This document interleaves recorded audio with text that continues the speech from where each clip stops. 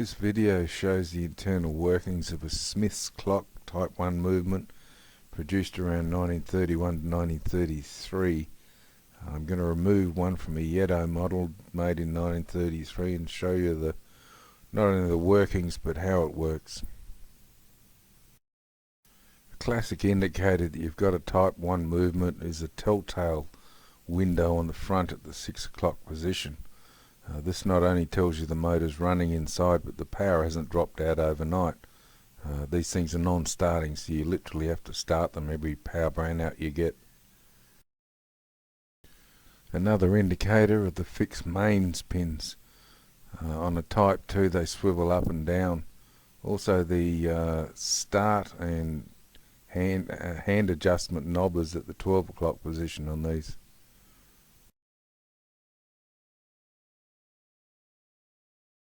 Okay, let's remove the back. 2 screws off, the retaining ring comes out. Push the unit out, rotate the metal retaining ring, glass pops off. Remove the hands, dial pops off, and you get your first glimpse at the Type 1 movement. And here's a view at the top of the unit showing the seconds telltale disc.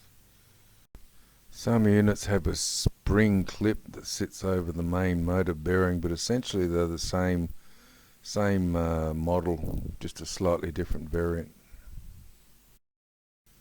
To remove the unit, undo the set screw on the time adjustment knob at the back, rotate the knob clockwise, it's got a reverse thread, and then remove the 3 screws on the base as you can see in the diagram. Simply lift the unit out. The motor rotor flops around on the inside, but don't worry about that. As you can see from all the oily residue, some cowboy's been in here. Just a couple of drops of clock oil is really all you need with these motors. You definitely don't put all that greasy muck over them.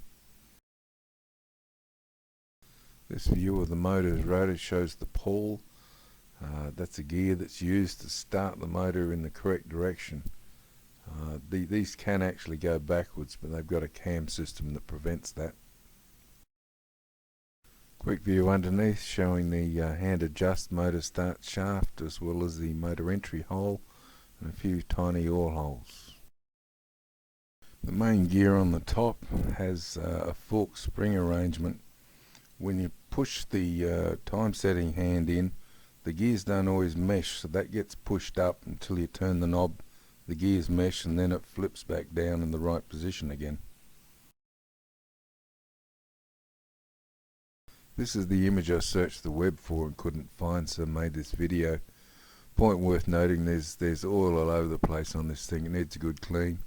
Don't put oil on the teeth of clocks. Whatever you do, it collects dust. Dust is an abrasive and it will literally chew the teeth away.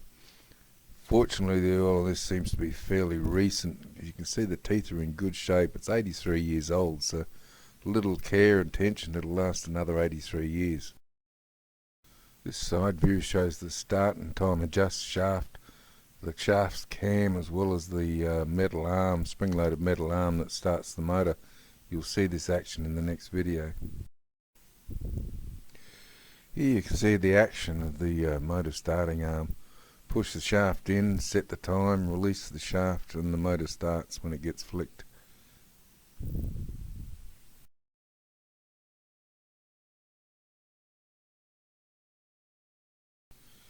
Here's a closer view. Note the seconds telltale disc up top moves a little bit each time.